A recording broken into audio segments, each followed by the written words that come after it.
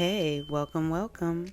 While Donna Adelson gets a back rub from a 6', 200-pound woman in the shower, let's watch Wendy go down memory lane. Miss Adelson,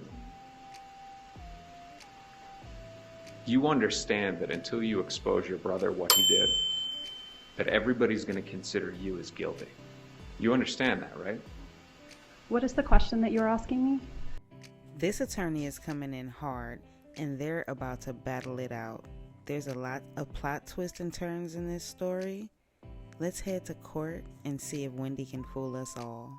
This is all about you, isn't it? Excuse me? This is all about you, right? I was called to be a witness and I'm testifying, so I don't understand the question. Is it a question? There's about 100 people in this courtroom, right? There are people in the courtroom. Possibly thousands watching, right? I have no idea who's watching. And it's all because of your failed marriage, right? I disagree with that. You disagree that your ex-husband is dead because of your family. Yes, I disagree. These jurors are here for weeks doing their civic duty because of your marriage, right? No. Katie's going through this ordeal because of that marriage, right? No, that's incorrect. Well, let's talk about the marriage. You and Professor Markel, you met when you were in law school. You told that to Miss Kaplan. And it was a whirlwind romance, right? Right? It was not a whirlwind romance, no. It led to a wedding, February 26th of 2006. You had a big wedding in Boca Raton, right? Did we get married on February 26, 2006? Is that the question? Yes. In Boca Raton. In Boca Raton, Florida. And it wasn't a small wedding, it was a big wedding. There were many people in attendance. All right, in this marriage, it led to 2 children, right? Your 2 boys. Are you asking me if I have 2 boys? Yes. Yes. And Professor Markel, he was a great father, wasn't he? He was a very good father, yes. Those boys were his world, right? As well as his work, yes. And they adored him too, didn't they? Absolutely. Fast forward now to September 10th, 2012. Professor Markel, he's away on a business trip, right? Yes. He's in New York City at New York University, right? I believe so, yes. And he's doing a presentation. I don't know what he was doing. Your husband at the time was in New York to give a presentation. You knew that, right? I knew he was in New York. I didn't know if he was attending a conference or giving a presentation, but he was in New York for work. Now, you had not communicated with him for 2 days. I really don't remember. You text him at around 2:30 in the afternoon, right? Right before he's about to do the presentation. I really don't remember. But you do remember dropping the bomb on him, don't you? Telling him that you wanted a divorce. So I did not drop a bomb on him. You say it's not a bomb, but you agree with me that he begged you to reconsider. He was very upset and yes, wanted me to reconsider, but... In that phone call, he's begging you to reconsider. Please don't leave. Please don't break up our family, right? He was very upset, yes. And he was heartbroken. I mean, upset indicates that there was anger. What he was heartbroken, right? That I decided to divorce him after telling him I would, yes. You left the divorce papers on the bed, right? Yes. Half the furniture was gone. Half the furniture was not gone. A good amount of his stuff was gone. Nothing of his was gone. The boys' stuff was gone, right? Some of the boys' things were gone. I'd taken enough so that I had for the boys, but no. You were gone. I was gone, yes. And so were his boys. His boys were not gone. He saw them the next day, and they would not have been awake if he's coming home at 11 p.m. Let's stay on topic here. When he walks in, you did not let him know where you were going to be staying with his boys. With our boys? Yes. So you agree with me that they're also his? Of course they're his. And he should be entitled to know where his wife is taking his children. Absolutely. That's not all you took, is it? Excuse me? You two had a joint checking account at Schwab, right? We did. And you went into that account before you dropped the bomb, and you took out half of that account, right? Correct. roughly $350,000. Half, yes. Of our joint account. $350,000. I don't remember the amount, but yes. You know that it was in the hundreds of thousands. I really don't remember the amount, sir. Is it that insignificant of a sum to you that you I'm don't not saying remember? it's an insignificant sum. I'm saying I can't attest to the amount that was there. I'm going to tone it down now. You were unhappy in the marriage, right? That's why I got divorced, yes. And it happens. Marriages fall apart, right? Yes. But you complained constantly about it, didn't you? No, I don't think I complained constantly. To anyone that would listen. No, that's not true. You agree with me that you complained to the one person that would actually do something about it. I don't understand what you're asking. Your big brother, Charles Adelson, you complained to him about how bad Professor Markel was and how much you hated him and didn't want to be in a marriage with him. I definitely talked to my brother about how unhappy I was in my marriage. If that's the question, then yes. Is that the question? Yes, that is a question. You talked to your brother, Charles Adelson, about how bad your marriage was. I did, yes. Let's talk about it. Now, you were asked questions about, drug purchasing and stuff like that. You'd agree with me that he's also street smart. I mean, I think he has common sense. And that he lives life to a certain extent on both sides of the track.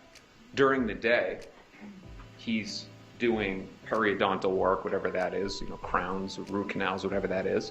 He's doing that during the day. At night, he's out with friends, he's buying drugs. He's living life on both sides of the track. I don't know about that he's out buying drugs. Now, let's talk about your brother's jokes now. You don't deny that he joked about hiring a hitman. He did. You don't deny that he repeated this joke. He did. And he made this joke right before a hitman murdered Professor Markel. I don't know that to be true. Okay. He made the joke right before, and I'll leave out the hitman part, Professor Markel was killed. He made the joke the morning that I talked to him. Yes. Can you think of one person in this world that would actually hire two people to go kill Professor Markel other than your family?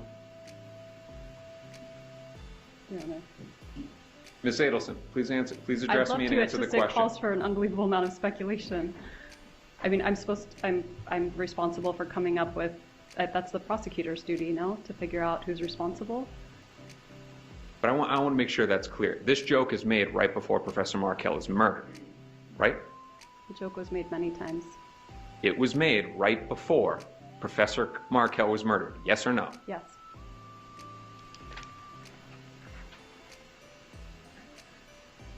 Knew this would happen. You said that, right? I did. All right. Now I want to talk about your knowledge and your belief on this. You're a smart person, right? How am I supposed to answer that? Well, let's go through your resume. You went to Brandeis University, right? I did. You graduated magna cum laude. I did. If you could explain to the jury what that means. It means I studied a lot and got good grades. All right. It means, and to speak, I'm from the Northeast. My Boston accent may give it away. It means you're wicked smart, right? That's very You had a nice. high Thank GPA, you. a very high GPA. I work hard. You also went and you got a master's degree from the University of Cambridge. I did. You were a Gates Scholar. I was. You then go to the University of Miami School of Law, which is a top-tier law school, Tier 1, right? Okay. Right? We're talking about your level of intelligence. You went to the University of Miami Law School, right? I did, yes. You also clerked at the 11th Circuit Court of Appeals, right? Do you guys think Wendy will get the surprise of her life like Donna at the airport? Or will she continue to evade law enforcement and let her entire family take the rap? How are you feeling about her testimony so far? Leave a comment below. Are you buying what Wendy is selling? Is it possible that she was completely ignorant to this entire plan? Did she plant subtle seeds, or was she the mastermind? Pay close attention. Let's get back to court. Now, of course, you've, and we won't get into privileged communications, but you've spoken to your lawyer about the case. How are we not getting into privileged communications? Yes, I've spoken to my lawyer about the case. You're very intelligent. You have one of the top defense attorneys in the country, former federal prosecutor John Lohr, right there in the blue suit, right? He is my attorney. You're telling me with all of this at your disposal, your intelligence, his experience, and all this information, that you don't care to find out who it is that killed Professor Markel? This is not that I don't care to find out. My job is to take care of those boys, and that is what I do. I don't see how it helps take care of them to go reading and watching and soaking up all of the horrible information that's out there. You don't realize that you could be helpful in finally untangling this to give this jury the truth about what happened to Professor Markel? I have been nothing but helpful since this started. So you're a smart woman, right? I am a smart woman. There's information about this case everywhere. You'd agree with me on that, right? I'd been advised by my lawyer not to read it. All right. Now, we're not talking about reading stuff. There's podcasts, Also not to listen. TV shows, Also not to watch. articles. Don't read. And so you've made the decision. Now, you're a lawyer yourself too, right? I am. And you made the decision, I'm not going to look at any of this stuff. Correct. I don't want to know what happened to the father of my 2 children. Not I don't want to know what happened. How can you say you love those boys if you don't care who killed the father that they loved? Of course I care who killed the father that they loved. Then why won't you look at the stuff? I've been advised not to. Are you afraid that when you look at it, you're going to realize that your brother did this? I am not afraid of that. Nothing but help in this process. You came here and testified.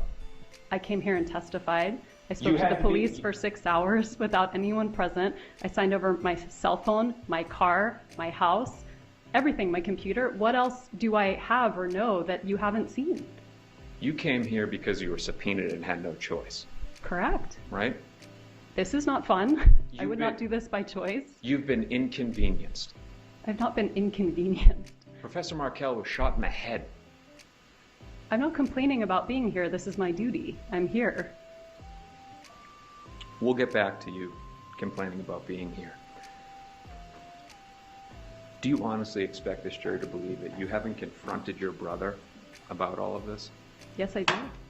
Yes, you did confront him? Yes, I do expect them to believe that I did not confront my brother because I didn't. Or maybe you don't need to because you know the truth in this case. You already know it. That he went behind your back, right? Did not happen. Just like he has done with past boyfriends. He's done that in the past where he's gone behind your back when you were having problems in a relationship and dealt with it himself. No. You understand that until you expose your brother and explain what he did, that he went behind everybody's back, that he hired a hitman to murder your ex-husband, you'll remain guilty in the eyes of the world. I can't speak to the eyes of the world. I can only know that I have done nothing wrong. Or maybe you are guilty.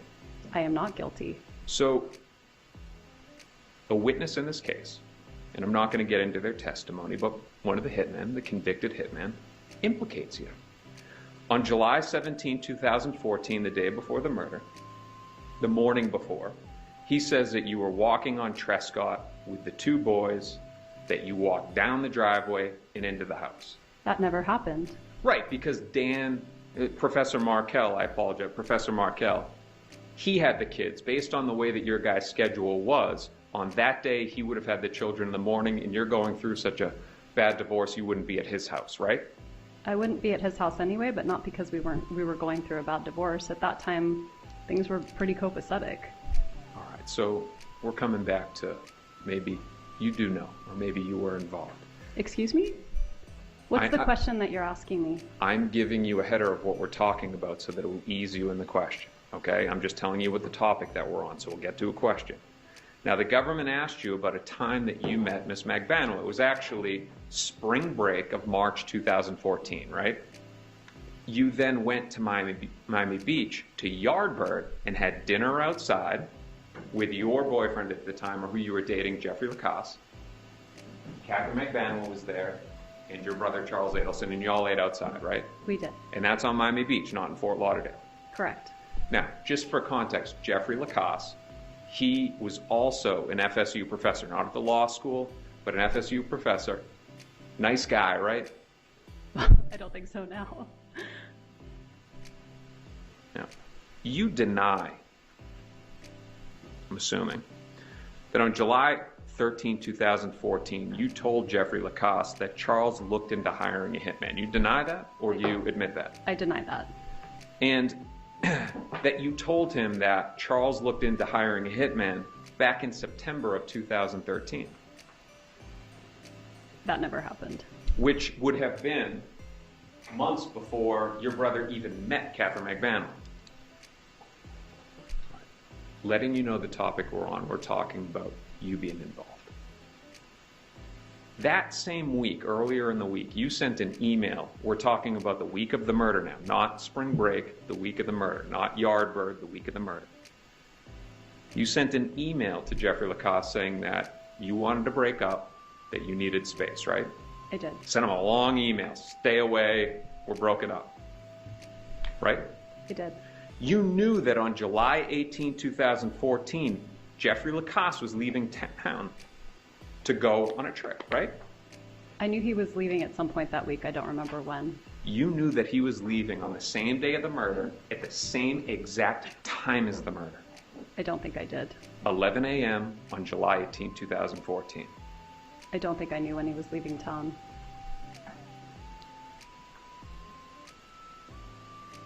It's a good way to put the blame onto somebody else. You'd agree on that, right? If it happened, it would have been a good way to put the blame on somebody else. I have no idea when he was going to leave town. Your interview, July 18, 2014, you said, you know, my brother, he joked about hiring a hitman. Perhaps that was you just planting a seed to divert the attention of law enforcement away from you. It was not. Sidebar. What do you think about Wendy offering up Charlie's name as soon as she got into the interrogation? Knowing what we know now, that is kind of what spearheaded the entire investigation. Investigators would have had no reason to look towards Charlie. Was she nervous? Did she think they already had their plan down solid? What was the reason? Was Wendy calculated enough to orchestrate a hit, drive by the home the day of the hit to make sure that it was done, and then navigate through the interrogations and claim ignorance while her family falls and takes the blame? Also that she could be victorious when it came to her divorce. Let's get back to court. Y'all had this nice exchange where it was pleasant, but there's actually tension between you and this office, right? No. They recently had your brother Charles Adelson arrested, and he's in custody, right? Correct. For first-degree murder. Correct. And there's no tension? It's very uncomfortable to be here. It's hard to tell where the tension is coming from. They've discussed your involvement in this case. They insinuated it on the direct examination. There's no tension? Lots of media insinuates that I did something I didn't do too. I can't feel tension towards every person in the world. That's funny. I thought you didn't look at anything. I don't. That's why. But you know that you know about the media, but you don't know about the media? I know about the media because it keeps me from employment. It keeps me from lots of things in my life. I'm aware of what's there, but I don't read the minutia so I can sleep at night. Ms. Adelson, 5 minutes ago you said you don't look at any of that stuff. Now I asked you a question. Let me finish. Sure. 5 minutes ago you say you don't look at any of that stuff. Now I ask you a question, you say you look at stuff. That's not actually what I said. I'd been advised by my lawyer not to read it. All right. Now, we're not talking about reading stuff. There's podcasts. Also not to listen. TV shows. Also not to watch. Articles. Don't read. Your family dynamic. It is your mother and father, Harvey and Donna. There's you, you're the youngest, Charles, and then the oldest, Robert. Right? Correct. And he's a doctor up in New York. Correct. Now, the government asked you about the relationship, and you're like, we don't talk much. It's actually much deeper than that with Robert, isn't it? We don't talk. At all. At all. And the reason is because your parents were so difficult about the woman that is now his wife. That is not the reason why we don't talk. I'm not talking about the reason why you don't talk. Let me clarify. The reason why your parents don't talk to him. That's not the reason why they don't talk with him. Are you saying to this jury that there wasn't a problem where they outright objected to his marriage of a woman that was not of the Jewish faith? So what happens is that Robert is in love with a woman. Your parents object. He breaks up with her and then dates a Jewish woman, right? And then they got married and divorced, and then he got back together with the person he wanted to be married to. Yes. With his true love. Yes. But there was a lot of tension in your family because of your family's involvement in the kids' marriages, right? Yes. Let's talk briefly about your your children. The government had asked you, and then did you invite Dan Markel's parents, the kid's grandparents? I did. You invited them? I invited them, yes. When was the last time they saw face-to-face their grandchildren? April 20th, Of this year? just now. And you agree with me that it had been years since 2016, since the last time they had seen them? The visits stopped when they threatened to put my children in foster care, yes, but up until that point, they did have visits. But you got no problem letting them see your brother Charles, right? I'm sorry? You have no problem letting them hang out with your brother Charles, who's now sitting in custody for first-degree murder. Well, they can't see him now, can they? No, they can't, but I'll ask the questions. For years, they weren't able to see their grandchildren despite their pleading to you to see them, but you let me finish, but you let them hang out with your murdering brother, right? The children were permitted to see their grandparents. I cooked for them. We had play dates. They had sleepovers.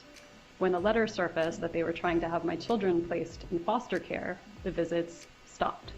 My brother never threatened to put my children in foster care, and if he had, the visits would have stopped with him too. There are a lot of interesting characters in this case. However, this one is the most intriguing because she hasn't told on herself yet directly like everyone else. Even Katie held out until the last minute. We'll go over her in the next episode. There was no honor amongst thieves. At the end of the day, everyone pointed fingers at each other. Now it's time to see what happens with the family. Donna, Harvey, and Wendy, who will be left standing, if anybody, and Richard, the bonus character, the son who is the plot twist in it all. If you made it this far, you know I appreciate you. Thanks for hanging out. Bye.